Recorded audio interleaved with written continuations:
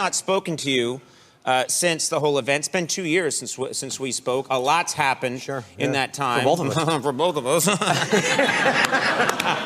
I love it. I love it.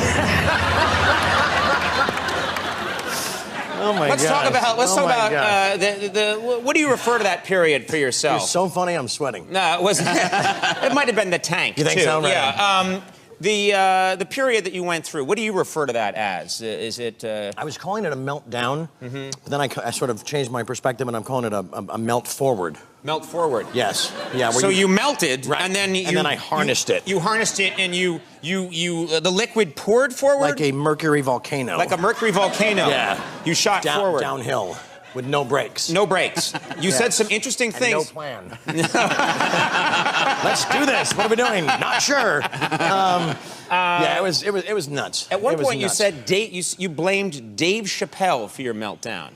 What's the logic of blaming Dave Chappelle? I still hold him responsible. To explain that. There had been a couple things in the media. There was a watch stolen at the Plaza. There was another event in Vegas. There's a couple things going on that I was enjoying my weeks off from that other show, and so they were already, sort of up in arms about my behavior. And then I'd never seen a sketch he'd done on his old show.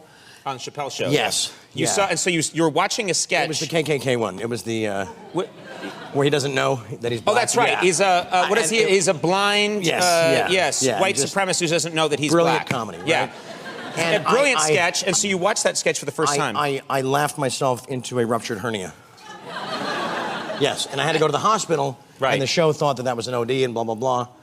And I still got a little thing that if I press, bulges out, I'm not going to do that to you. No. He's dying to see it. Yeah.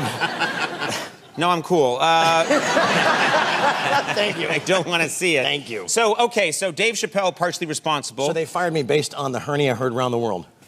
Okay, you also blame testosterone cream. Want to talk about that? I can only say that, don't smoke that stuff. Right? It's got to be hard to light. Thank you. Were you using testosterone cream at the time? Yeah, I was. Yeah, they said a dollop the size of a quarter, and I thought they meant a quarter ounce. So we're using a lot of testosterone cream and crazy and rubbing and just again, let's do this thing. What are we doing? Not sure.